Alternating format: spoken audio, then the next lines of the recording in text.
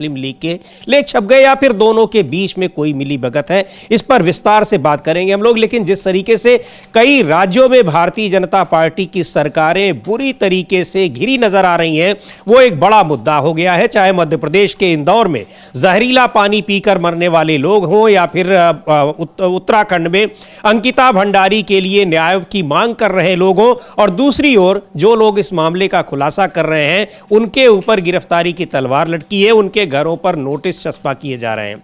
बहुत सारे मुद्दे हैं, बहुत सारी आज खबरें हैं जो ब्रेकिंग खबरें हैं, उन पर हम लोग बात करेंगे, उन पर चर्चा भी करेंगे, उनके बारे में जानकारी भी आपको देंगे। और लेकिन जो बहुत बड़ा मुद्दा आज का है वो ये है कि भारतीय जनता पार्टी और मुस्लिम लीग के बीच ये क्या कुछ चल रहा है। क्या केरल में चुनाव जीतने के लिए कुछ खास रणनीति तैयार कर रही है भारतीय जनता पार्टी, या फिर किसी गलती की वजह से हो गया है? पहले जानते हैं कि मामला क्या है कि और कैसे बीजेपी के जो जिसको मुखपत्र जिन अखबारों को कहा जाता है, मामला तो ये जो समझ में बीजेपी का समर्थक अखबार है और उसका नाम है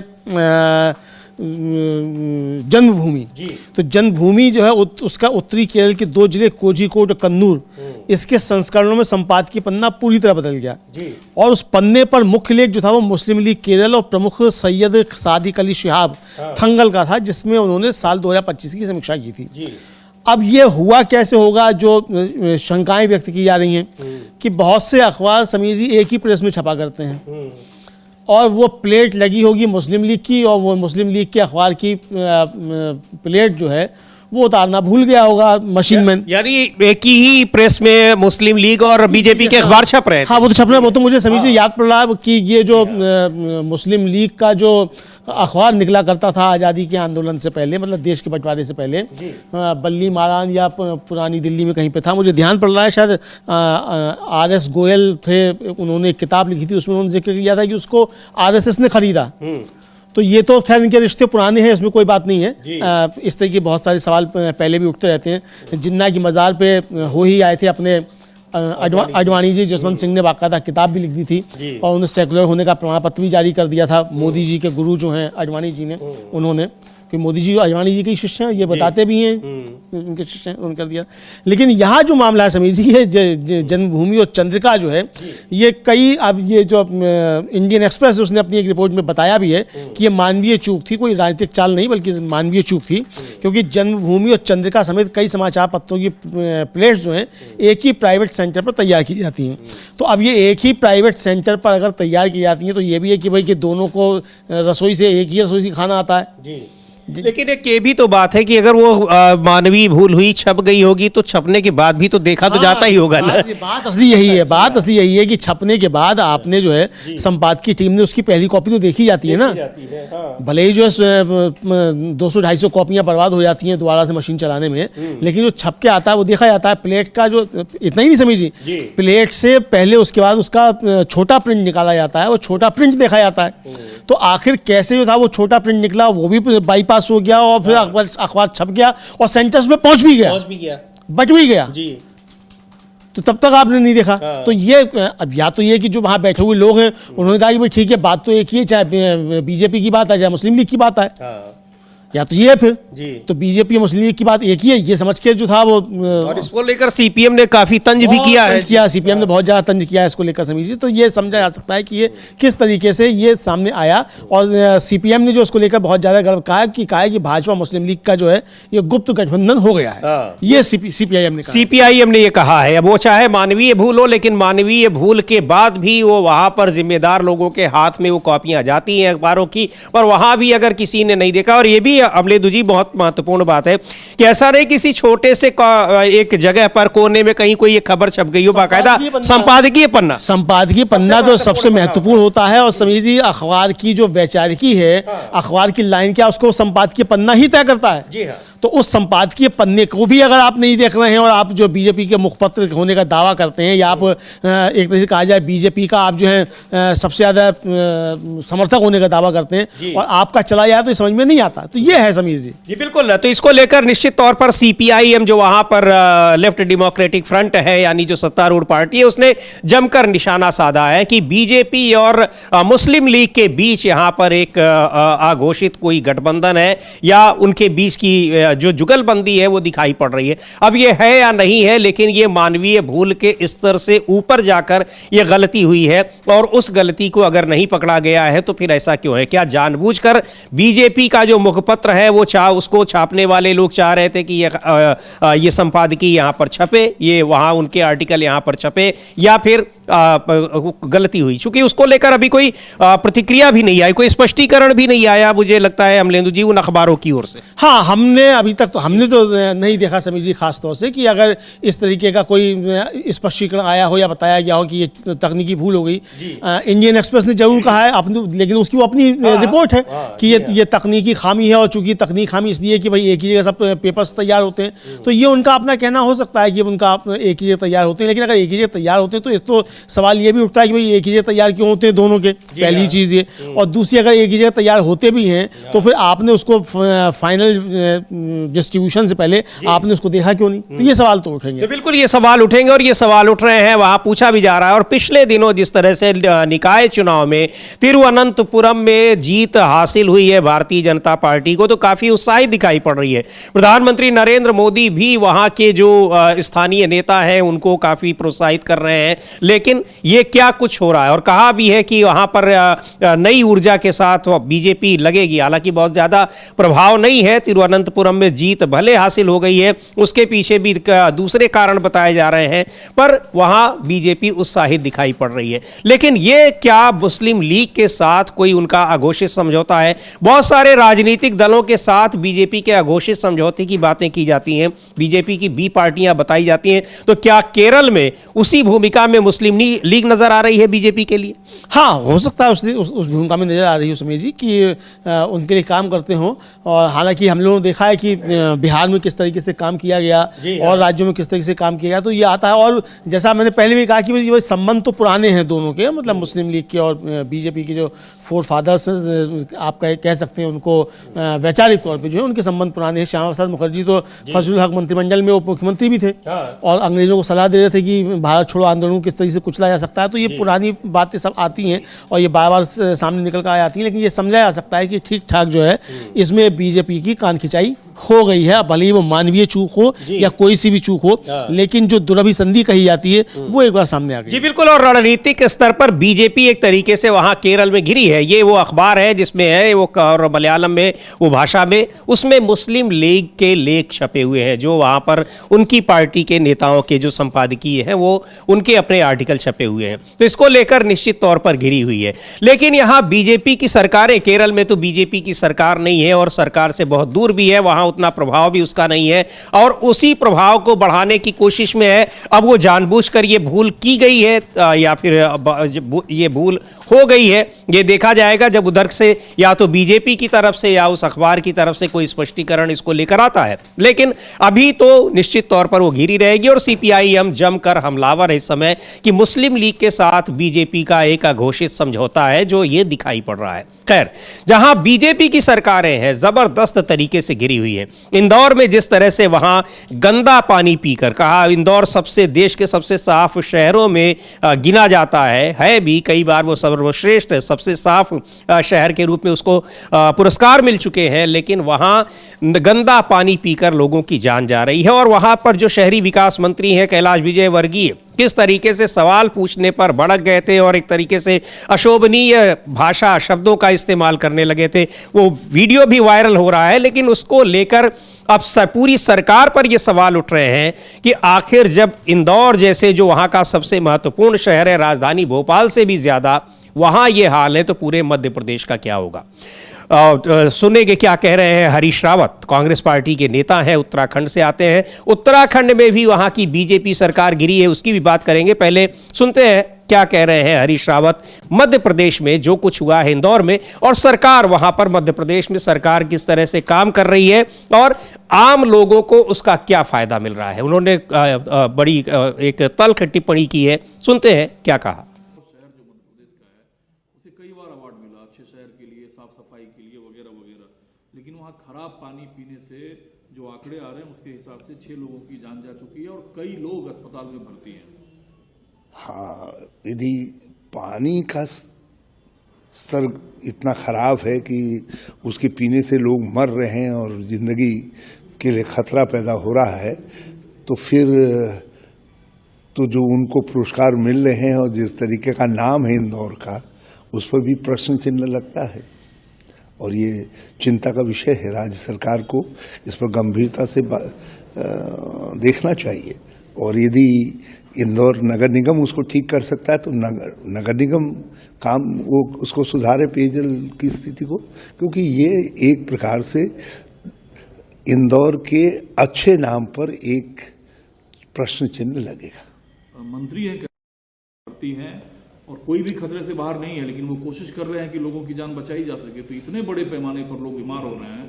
पानी जो रोज का काम है, उस पानी में इतनी गिरावट थी कि लोगों की जान जा रही है। और जब इंदौर में है तो मध्य प्रदेश में और जगह क्या स्थिति होगी, ये और विचारणीय प्रश्न है।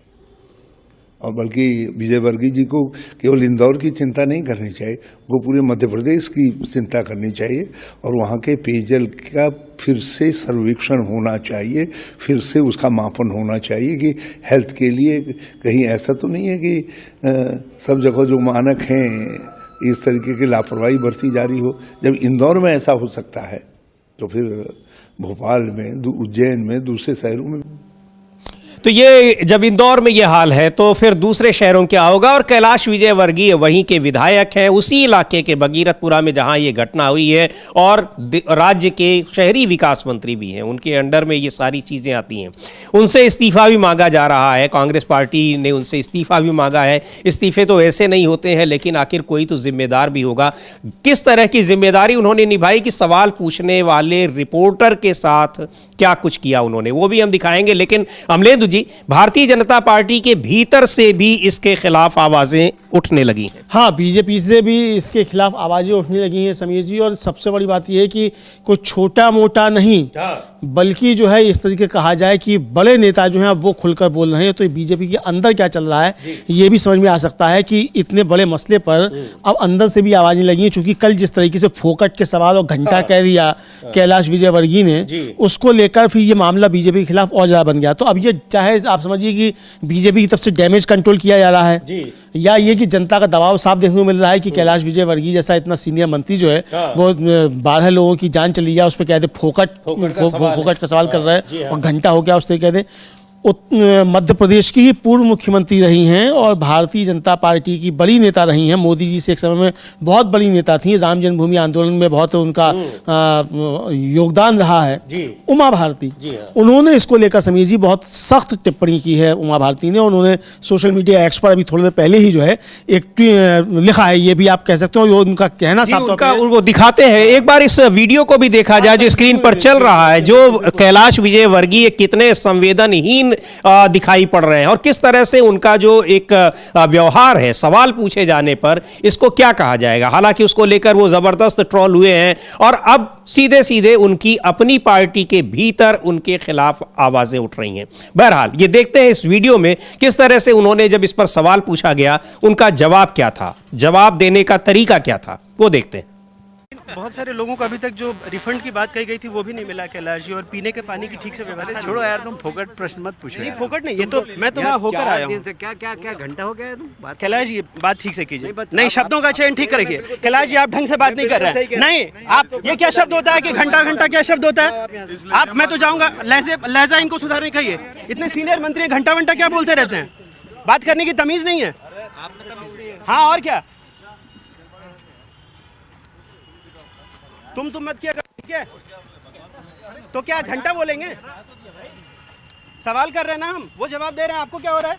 वो हमारे लीडर है। तो घंटा बोलेंगे मुझे? वो हमारे लीडर तो क्या करेंगे? हमारे 10 लोग मर गए, हम पूछे नहीं सवाल। कुछ भी बोलोगे कि हमारे क्या पूछा है? बोले हमने गाली दी है क्या? जाओ अपना काम करो।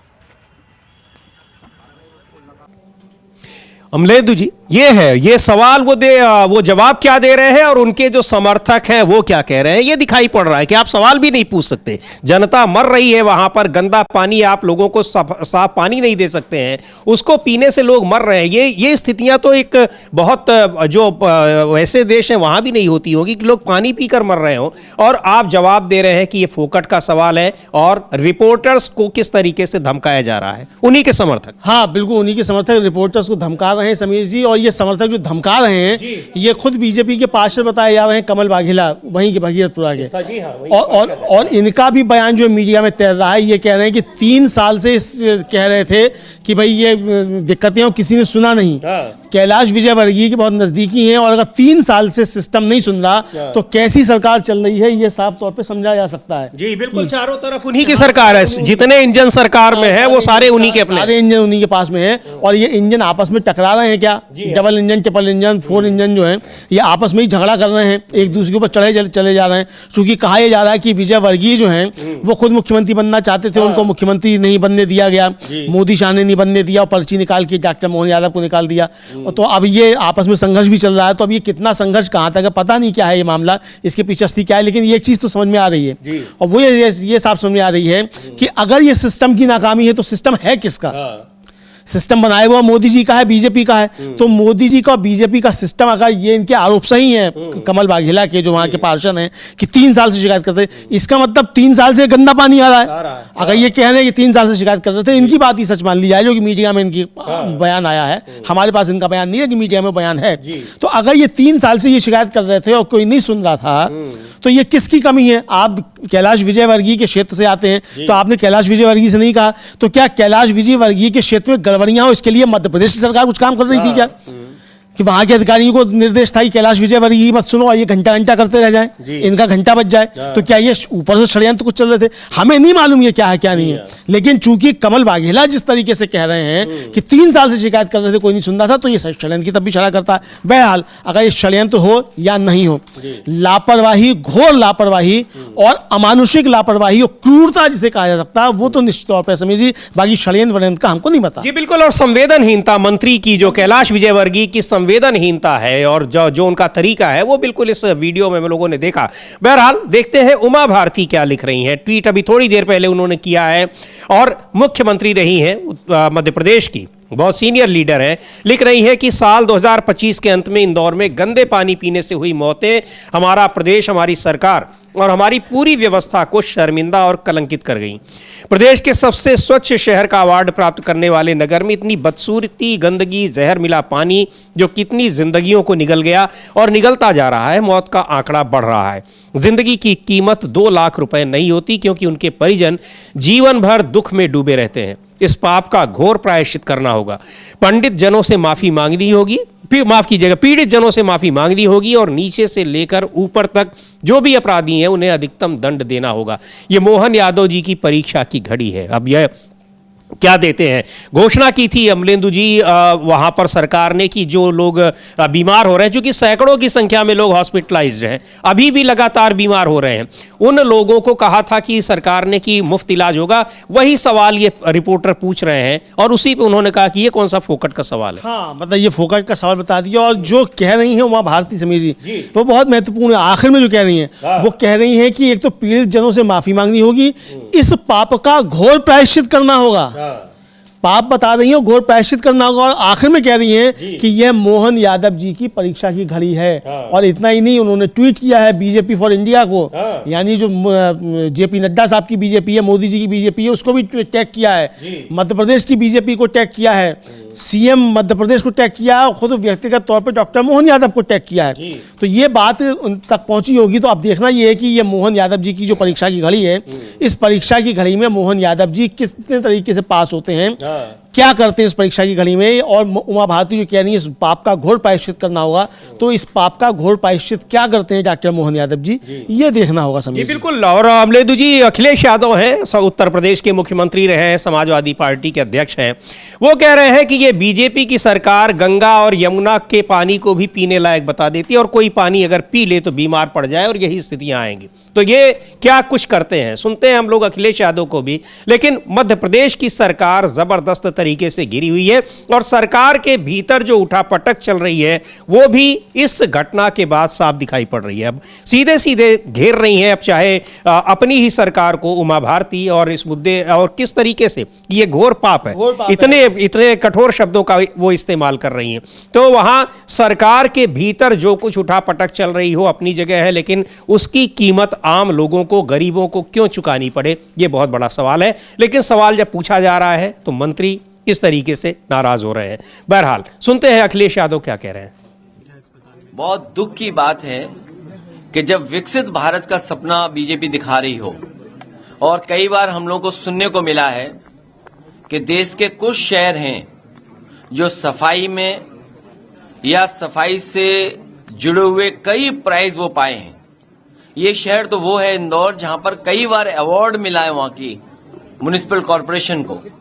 और अगर वहां के शहर को अवार्ड मिलता रहा है और वहां ड्रिंकिंग वाटर की ये स्थिति हो कि जिन्होंने पिया उसकी जान चली गई हो और कई लोग बीमार हैं, और जब इस सवाल भारतीय जनता पार्टी से किया गया तो भारतीय जनता पार्टी के लोग जवाब न दे करके किस तरह का व्यवहार कर रहे हैं आप कल्पना नहीं कर सकते हैं। ये वही लोग हैं जिन्होंने कहा था कि मां गंगा को साफ करेंगे। आज अगर मां गंगा का पानी पी लें आप तो आप खुद बीमार हो जाएंगे। यमुना में अगर नहा लें आप दिल्ली में तो आपको खुजली हो जाएगी शरीर पर, बीमार हो जाएंगे। तो जो लोग नदियों से झूठ बोलते हैं, जो अरावली के पहाड़ी काटने को तैयार थे, पूरे के पूरे पहाड़, उनसे क्या उम्मीद करोगे। तो ये दोस्त इंदौर वो शहर है कि वहाँ उसको जो नगर निगम है उसको अवार्ड मिल चुके हैं कई बार कि सबसे साफ शहर है, और वहाँ किस तरीके से एक ऊपरी दिखावा है और अंदर अंदर क्या कुछ है वो हकीकत सामने आ गई है और ज़बरदस्त उस मुद्दे पर सरकार गिरी हुई है। प्रदेश कांग्रेस अध्यक्ष हैं जीतू पटवारी, एक बार उनको सुनते हैं क्या कह रहे हैं। यही सवालों कह रहे हैं और ये बातें भी आ रही हैं कि ये ऐसा नहीं कि अचानक हुआ है, वहाँ पहले से वहाँ इस तरह की शिकायतें थी और पिछले कई दिनों से दूषित पानी की वजह से लोग बीमार हो रहे थे, तब भी संज्ञान नहीं लिया गया। जब लोगों की जान जाने लगी तब कहीं जाकर संज्ञान लिया गया। सुन लेते हैं जीतू पटवारी क्या कह रहे हैं। शहर ने मध्य प्रदेश में भारतीय जनता पार्टी को लगातार सांसद दिया, लगातार 9 विधायक दिए, नगर निगम दी, पर इंदौर को उन्होंने पानी में जहर दिया। अभी सवाल उठते हैं कि 13 मौतें हो गई और भारतीय जनता पार्टी के हमारे अपने मुख्यमंत्री ये बोलते हैं कि 4 मौतें हुई। मतलब मौतों को छुपाना क्या एक मुख्यमंत्री का दायित्व ये था? अरे आपकी हत्यारी सरकार है जिसने अभी 25 बच्चों की को सिरप में हत्या कर दी। आपकी हत्यारी सरकार ने एम्बाई में चूहों से बच्चों को नुचवा दिया और अभी ये 13 लोगों की मौत जहर दे के, पानी में जहर दे के कर दी। और आप इस हत्यारी बात को छुपाने के बजाय सही तरीके से निर्णय क्यों नहीं लेना चाहते? आपका मंत्री पत्रकार जब सवाल करता है तो उनको गालियां देता है। उस मंत्री को हटाना चाहिए, नहीं हटाना चाहिए? उनका इस्तीफा लेना चाहिए, नहीं लेना चाहिए? अरे रीढ़ की हड्डी कहाँ गई आपकी मुख्यमंत्री जी? आप क्यों नहीं पनिशमेंट देना चाहते उन अधिकारियों को जिनके कारण उन पर मुकदमा दर्ज करो, हत्या, गैर इरादतन हत्या का मुकदमा दर्ज करो महापौर इंदौर पे, गैर इरादतन हत्या, किसी की तो जवाबदेही दो। क्यों नहीं देना चाहते आप? और सबसे बड़ी बात है, आप प्रभारी मंत्री हो इंदौर के, आप एक स्वतंत्र प्रभारी मंत्री दो जो छोटी छोटी चीजों पे ध्यान दे। अपने पास कब्जा क्यों रखना चाहते हो? तो ये लगातार भारतीय जनता पार्टी की हठधर्मिता, अहंकार के कारण ये मौतें हो रही है। मैं मानता हूं हमने एक कमेटी गठित की है, 2 नगरीय प्रशासन मंत्री के नेतृत्व में पूरी जांच हो रही है। जो दोषी होंगे उसके खिलाफ एक्शन लेंगे, पार्टी अपना दायित्व निभाएगी। पर हम आस करते हैं कि जिन मौत हुई उनको 1-1 करोड़ का मुआवजा मिले। मुख्यमंत्री पनिशमेंट दे, उन लोगों को एफआईआर दर्ज करे जिनके कारण ये घटना घटी, और मंत्री का इस्तीफा लें, गालीबाज जो गाली देते हैं। तो मंत्री का इस्तीफा, अब मोहन यादव हैं मुख्यमंत्री, लेकिन वो मंत्री का इस्तीफा ले सकते हैं कि नहीं ले सकते हैं? इतने वरिष्ठ मंत्री हैं और एक समय में वही सबसे बड़े दावेदार थे। लेकिन जो घटना हुई है ये इसकी जिम्मेदारी कौन लेगा? जिम्मेदार तो कोई न कोई है। इस्तीफा दे ना दे, इस्तीफा तो नैतिकता के आधार पर दिया जाता है। नैतिकता कितनी है वो दिखा दी उन्होंने कैलाश विजयवर्गीय ने। हाँ बिल्कुल, नैतिकता दिखा दी कैलाश विजयवर्गीय ने। कितनी नैतिकता है समीर जी, और ये नैतिकता जो है ये तो सामने आ गई। अब नैतिकता के आधार पे इस्तीफे वैसे भी नहीं होते हैं तो कैलाश विजयवर्गीय इस्तीफा क्यों दे दें भाई? अगर नैतिकता के आधार पे इस्तीफे होते तो जाने किस किस के इस्तीफे हो गए होते। पहलगाम पे तमाम इस्तीफे हो गए होते, लेकिन हुआ किसी का इस्तीफा क्या? नहीं हुआ। कैलाश विजयवर्गीय कहेंगे भाई अमित शाह नहीं क्यों नहीं दे रहे, अमित शाह क्यों नहीं दे रहे हैं, तो ये है। लेकिन समीर जी, इंदौर में पानी की व्यवस्था क्या है, इसको लेकर इंडियन यूथ कांग्रेस जो है, मतलब यूथ कांग्रेस का संगठन है, उसने एक वीडियो जारी किया समीर जी, और एक ट्वीट किया है। उसको हम वीडियो भी देखेंगे, ट्वीट भी देखेंगे, दोनों चीज देखेंगे हम। और उसमें जो क्या लिख रहा है, पहले तो आप ये बता दीजिए मुझे। बिल्कुल, इसमें जो कि इंडियन यूथ कांग्रेस का कि इंदौर जिस शहर को स्मार्ट सिटी कहा जाता है, वहां लोगों को पीने के लिए ऐसा पानी मिल रहा है जो पीने लायक ही नहीं। ये प्रशासनिक नाकामी नहीं, ये जनता की जान से सीधा खेल है। देख लेते हैं इस वीडियो में कैसे किस तरह से वहां पानी मुहैया कराया जा रहा है। इस वीडियो में क्या दिखाया गया है।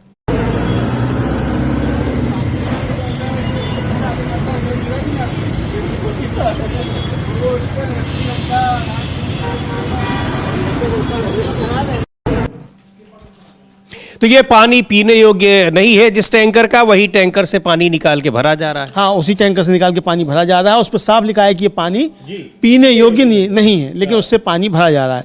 तो समीर जी, असल में है क्या मामला? मामला ये है कि जिम्मेदारी जो है सरकार की कोई नहीं है, जिम्मेदारी सिर्फ जनता की है। मोदी जी भी ब्लॉग लिखते हैं तो बताते हैं जनता अपने दायित्वों का निर्वाह करे, जनता अपने अधिकार की बात नहीं करे, सरकार जो है वो अपने किसी भी दायित्व का निर्वाह नहीं करेगी। तो ये दायित्व विहीन सरकार जो है, ये बहुत अच्छी मौज आ रही है डबल ट्रिपल इंजन सरकारों में, कि सरकार की कोई जिम्मेदारी ही नहीं है और मंत्री कह देगा फोकट के सवाल में घंटा।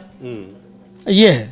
बिल्कुल, अब जिम्मेदारी नहीं है और उसको किस तरीके सवाल पूछे जाने पर जवाब क्या देंगे, जवाब देने का जो तरीका होता है बिल्कुल सीधे सीधे कहा जाए तो वो गुंडागर्दी जैसा। और वहां गुंडागर्दी कर ही रहे हैं रिपोर्टर के साथ मंत्री के अपने लोग, मंत्री खुद भी अभद्र भाषा का इस्तेमाल कर रहे हैं। इसको लेकर संजय राउत ने टिप्पणी की और ये कहा, बीजेपी के सभी नेताओं के लिए ये बात कही है कि बीजेपी कैसी पार्टी है, वो भी सुनाएंगे। लेकिन इंदौर की घटना को लेकर बीएसपी की नेता मायावती ने भी ट्वीट किया है और लिख रही हैं कि मध्य प्रदेश राज्य के इंदौर शहर में दूषित पानी पीने से अनेक निर्दोष नागरिकों की मौत तथा अन्य लोगों के बीमार हो जाने की अति दुखद एवं चौंकाने वाली खबर काफी चर्चा में है तथा ऐसी सरकारी गैर जिम्मेदारी और उदासीनता को लेकर लोगों में स्थानीय स्तर पर ही नहीं बल्कि पूरे देश भर में व्यापक आक्रोश भी है। लंबा ट्वीट है और बाद में लिखती है कि उन्होंने केंद्र सरकार को भी इसमें घेरा है और कहा है कि केंद्र सरकार को भी इसका उचित संज्ञान लेकर प्रभावी कार्रवाई जरूर करनी चाहिए ताकि देश के किसी अन्य राज्य में ऐसी दर्दनाक घटनाएं ना होने पाए।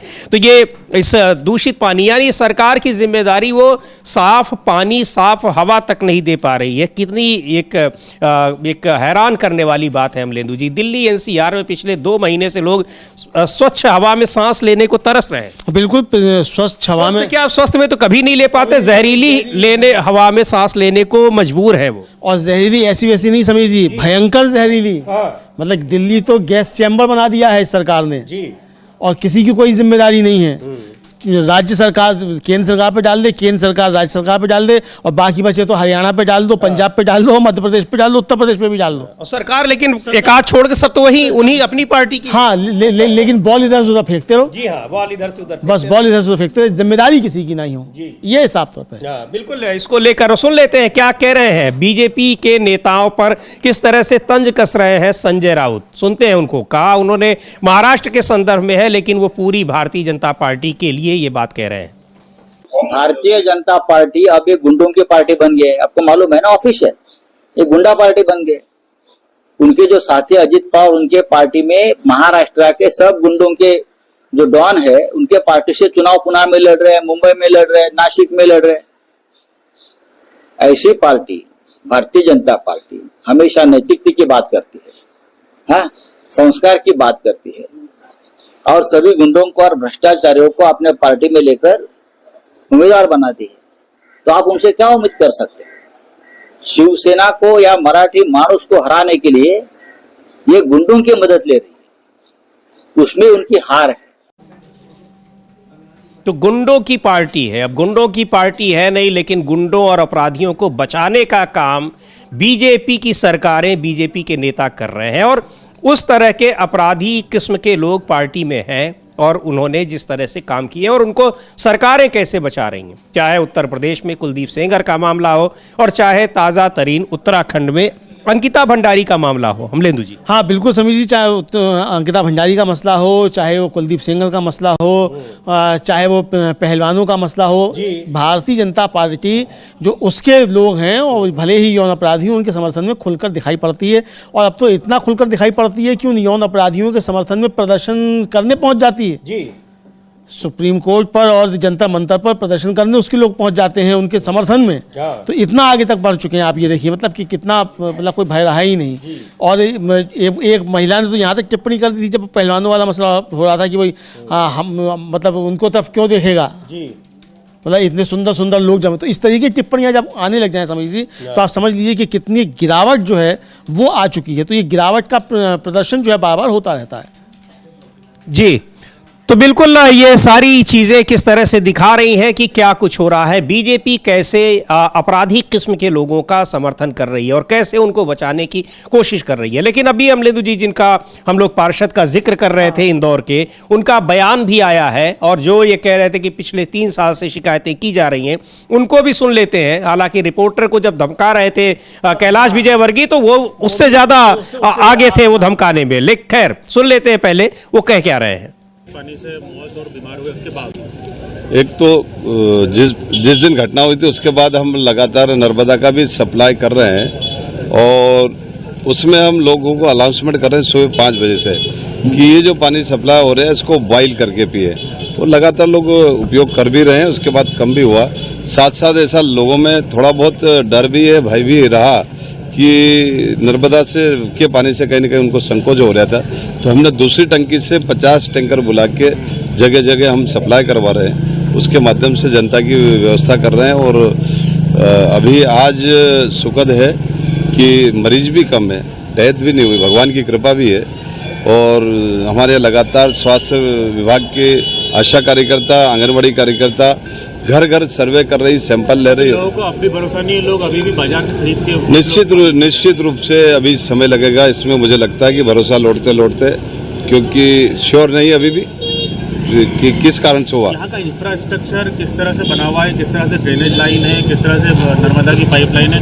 एक पत्र भी आपका वायरल हो रहा है। मेरा पत्र है, मैंने शिकायत करी थी और मुझे 3 साल पहले यहाँ पर जब मैं पार्षद चुना गया तो चुनाव में विषय था हमारा मुख्य रूप से कि हम जीतेंगे और इंफ्रास्ट्रक्चर पूरा बदलेंगे, क्योंकि उस समय जगह जगह ड्रेनेज की लाइन, नर्मदा की लाइन टूटी फूटी थी। और वही पत्र मैंने 3 साल पहले भी दिया था। और क्या मांग करी थी आपने? मैंने मांग करी थी शुरू से ही कि पूरा इंफ्रास्ट्रक्चर बदलना पड़ेगा, इसलिए थोड़ा थोड़ा करके हमारे क्षेत्र का विकास किया जाए, इंफ्रास्ट्रक्चर बदला जाए, सड़कें, नर्मदा की लाइन बदल जाए, ड्रेनेज लाइन बदले जाए। और महापौर जी के सहयोग से और कैबिनेट मंत्री कैलाश विजयवर्गीय जी की सहयोग के कारण से 60% क्षेत्रों में हमने वो इंफ्रास्ट्रक्चर 100% बदल दिया। लाइनें जो पहले की डली थी, दुर्भाग्य मुझे कहते हैं, वो बहुत शर्म आ रही है कि जहां खड़े हैं वहीं पास में ड्रेनेज की लाइन ऊपर है और नर्मदा की लाइन नीचे है, और पूरी ड्रेनेज की लाइन सड़ गई यहाँ पे, नर्मदा की लाइन। और इसी को हम बदल रहे हैं, जहां हमने 30 स्थानों पर डाली। ये ले लीजिए। तो ये क्या कुछ कह रहे हैं खुद ही। और अमलेंदु जी, कैलाश विजयवर्गीय मुख्यमंत्री के दावेदार थे, अभी शहरी विकास मंत्री हैं, लंबे समय तक इंदौर के मेयर भी रहे हैं। इसका मतलब ये सभासद जी जो कुछ कह रहे हैं वो कैलाश विजयवर्गीय की ही पोल खोल रहे हैं कि क्या किया उन्होंने इतने दिन में। हाँ, ये भी पोल खोल रहे हैं, समर्थक उनके हैं। तो हो सकता है कि आपस का भी कुछ मसला हो, तो ये कहा नहीं जा सकता समीर जी। लेकिन ये जिस तरीके से बोल रहे हैं ये साफ तौर पर बता रहा है कि सिस्टम के अंदर कुछ ना कुछ गड़बड़ी है और सिस्टम जो है वो ठीक काम नहीं कर रहा है। अब सिस्टम के अंदर क्या गड़बड़ी है, पीएमओ के अंदर क्या चल रहा है, क्या नहीं चल रहा है, कांग्रेस जिस तरीके के आरोप लगा रही है उस पर क्या प्रतिक्रियाएं आ रही हैं, वो देखने वाली चीज़ है। लेकिन सिस्टम में काफ़ी कुछ झोल है, इतना तो समीर जी समझ में आ ही रहा है साफ तौर पर। योगिता भयाना जो एक सोशल एक्टिविस्ट हैं, वो कल पहुंची हैं उत्तराखंड और वहाँ उन्होंने मीडिया से बातचीत की। उन्होंने क्या कहा वो भी हम लोग सुनेंगे। और इसको लेकर काफ़ी सवाल जो है वहाँ अंकिता भंडारी वाले मसले को लेकर भी उठ रहे हैं। बताया जा रहा है कि वो जो महिला जिसने जो वीडियो कोई जारी किया था वो शायद गायब बताई जा रही है। उसके घर पे शायद नोटिस चस्पा कर दिए गए, इस बारे में पक्की खबर नहीं है, लेकिन क्या है जब पूरी खबर आएगी तो वो भी हम लोग बताएंगे। जी बिल्कुल, वहाँ नोटिस चस्पा किया गया है और वो एंटीसिपेटरी बेल लेने की कोशिश में है, लेकिन उनके बारे में जो है जानकारी नहीं मिल रही है, ऐसा उनके समर्थकों का, उनके जो जानकार लोग हैं उनका कहना है। सोशल मीडिया पर बहुत सारे इस तरह के बयान आ रहे हैं, कई लोग वीडियो बनाकर पोस्ट कर रहे हैं। कुछ लोग ये भी कह रहे हैं कि उससे संबंधित अगर हम वीडियो बना रहे हैं तो उसको हटाने का, डिलीट करने का दबाव बनाया जा रहा है। बहरहाल यह मामला बहुत गंभीर हो गया है और बीजेपी सरकार पर, वहां जो पुष्कर सिंह धामी की सरकार है, आरोप लग रहे हैं कि कैसे बीजेपी के बड़े लोगों को बचाने की कोशिश हो रही है। सुनते हैं योगिता भयाना को, जो कल वहां गई उत्तराखंड में, और लगातार वहां पर प्रदर्शन हो रहे हैं। शाम को वहां डेली कैंडल मार्च हो रहा है, उसी में योगिता भयाना भी पहुंची हैं। क्या कुछ कह रही हैं, सुनते हैं उनको। सीबीआई जांच, मैंने जैसा बोला, कोई हम भीख नहीं मांग रहे हैं, ये हमारा अधिकार है। अगर ये नहीं मिलेगा तो हम, जैसा जैसे आप देख रहे हैं आंदोलन बढ़ता जा रहा है, लोग जुड़ रहे हैं और डेफिनेटली आप देखेंगे आगे आने वाले समय अगर धामी का इस्तीफा भी हमें चाहिए। ये नहीं कि सिर्फ सीबीआई जांच चाहिए। उन्होंने इस बेटी को बहुत बुरी तरह से फेल किया। अगर कोई भी सरकार होती यहाँ पर, सपोज कोई और सरकार होती और ऐसा ही वाकया हुआ होता, तब भी मैं यहाँ बैठ के यही बोल रही होती कि अगर मुख्यमंत्री जो हमारा घर का, एक कहते हैं ना घर का पिता होता है, अगर वो बेटी को नहीं बचा पा रहा है तो उसको इस्तीफा दे देना चाहिए।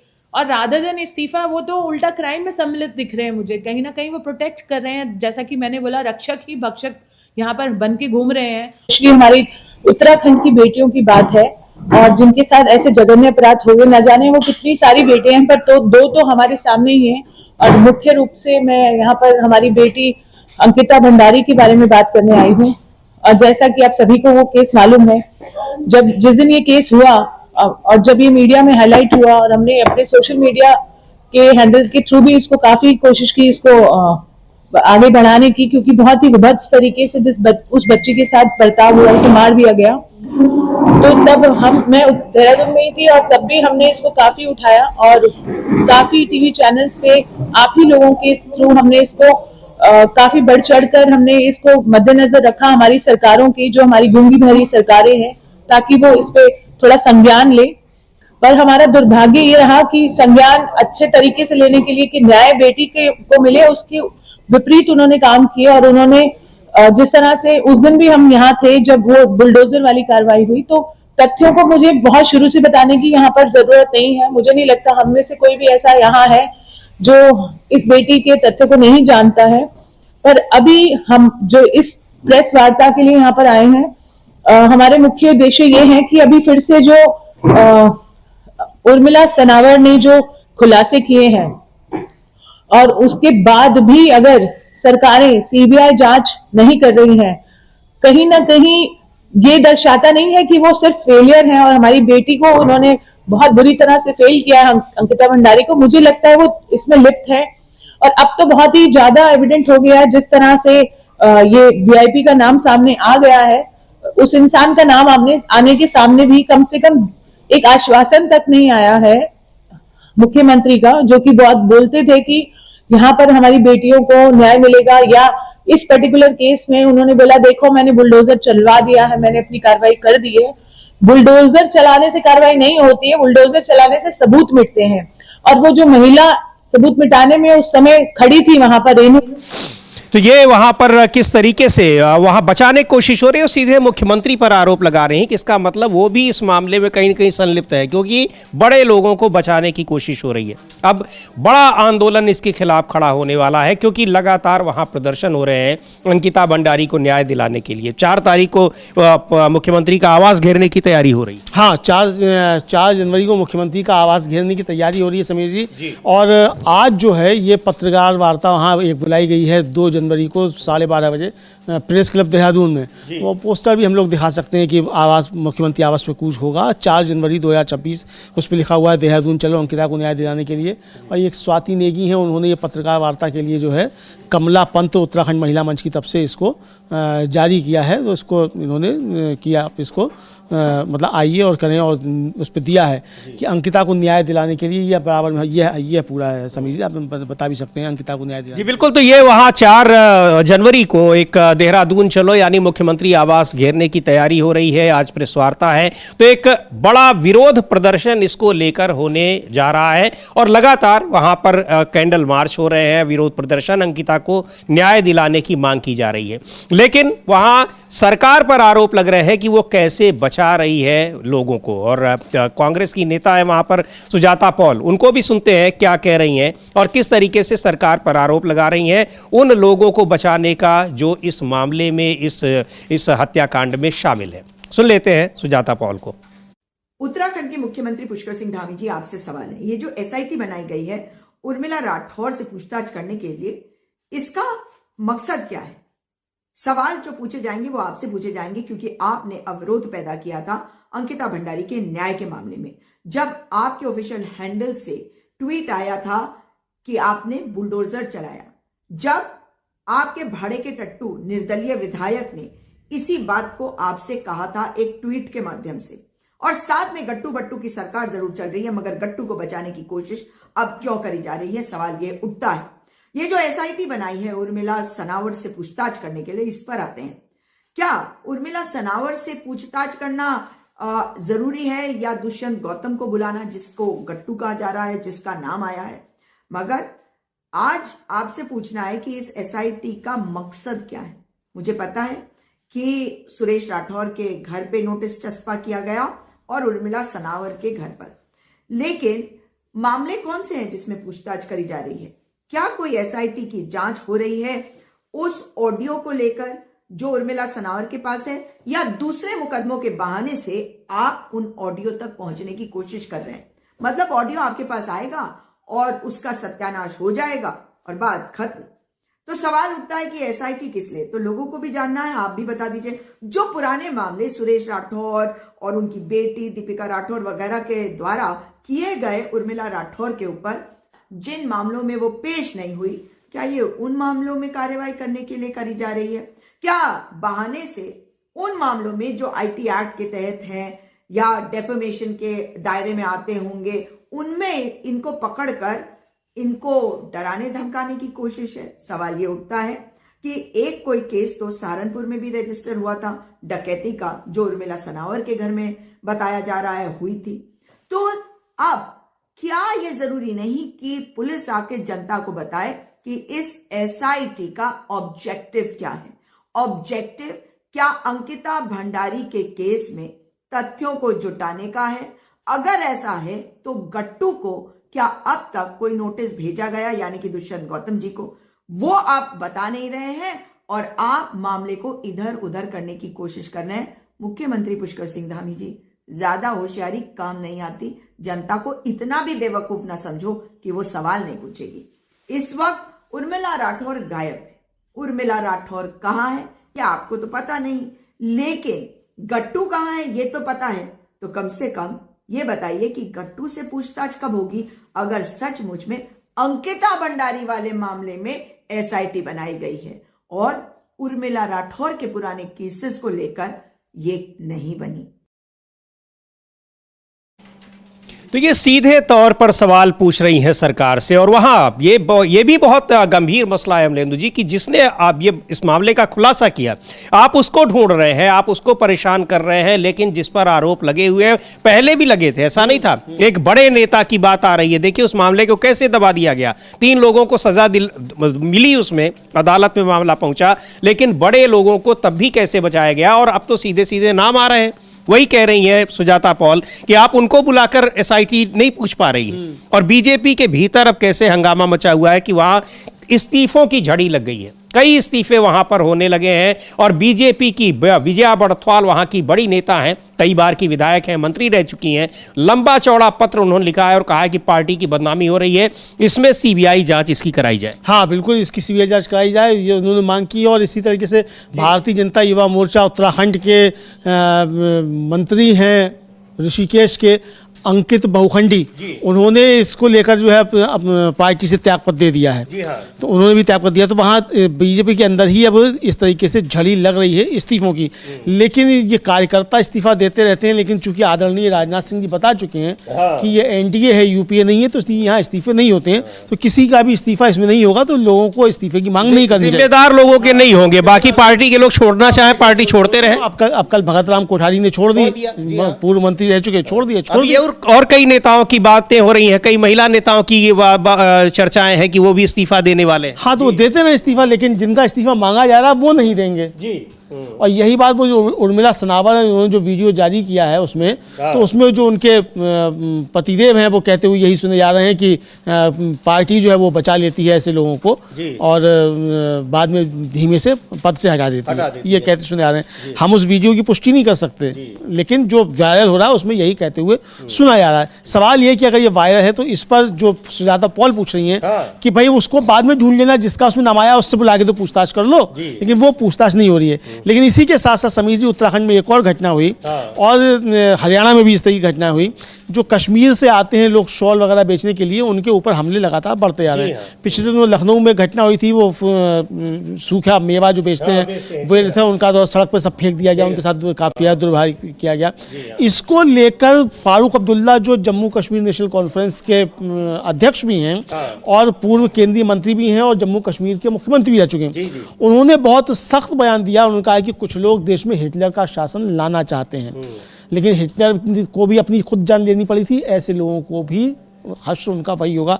हम लोग सुन सकते हैं क्या है, और उसके बाद फिर वहाँ के जो ऊधम सिंह नगर के एसएसपी हैं उनकी बाइट है, वो भी हम लोग सुनेंगे। लेकिन अमलेंदु जी, क्या कुछ हो रहा है उत्तराखंड में? आप देखिए उधर एंजल चकमा को किस तरह से मारा गया, वो पूरा उत्तर पूर्व जो है उबल रहा है, वहाँ के छात्र जो है तमाम प्रदर्शन कर रहे हैं। इधर यहाँ कश्मीरी लोगों के साथ हो रहा है, उधर वहाँ पर स्थानीय लोगों के साथ किस तरह से हो रहा है, महिलाओं पर अपराध और बीजेपी के नेताओं को बचाया जा रहा है। इतने मोर्चों पर सरकार गिरी हुई है, लेकिन किरण रिजिजू कहते हैं कि ये सारी चीजें जो है कानून व्यवस्था का मामला नहीं। हाँ, किरण रिजिजू कहते हैं कानून व्यवस्था का मामला नहीं है, लेकिन इसको बहुत क्या कलंक बताते हैं। जी हाँ। लेकिन ये कलंक जो है कानून व्यवस्था के अंतर्गत नहीं आता है, क्योंकि कानून व्यवस्था के अंतर्गत नहीं आता है, क्योंकि वहाँ डबल इंजन की सरकार है, तो इसलिए कानून का नहीं आता। संदेश खाली होता, अभी देखिए बीजेपी कैसे कूद रही होती। जी हाँ, बिल्कुल। संदेश खाली के नाम पे कैसे कूद रही थी बीजेपी। अब किसी लॉकेट चटर्जी, किसी क्या डोला सेन गांगुली, किसी का कोई बयान नहीं आ रहा है। वो रेखा शर्मा बहुत बोलती थी, उनका भी कोई बयान नहीं आ रहा है अंकिता भंडारी के मसले को लेकर,